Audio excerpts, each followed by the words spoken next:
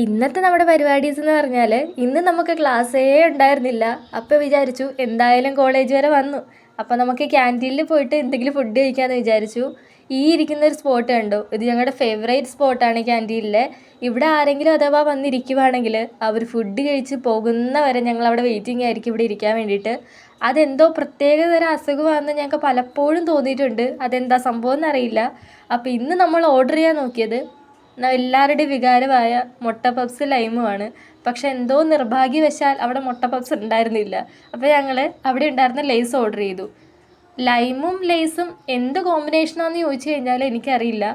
അവിടെ ഉണ്ടായിരുന്നതുകൊണ്ട് ഞങ്ങൾ എല്ലാ കളറും അവിടെ നിന്ന് ഓർഡർ ആക്കിയിട്ടുണ്ട്. അങ്ങനെ ഫുഡൊക്കെ കഴിച്ച് കഴിഞ്ഞ് ഇവർ പേയ്മെൻറ്റ് ചെയ്യാനുള്ള തർക്കത്തിലാണ്.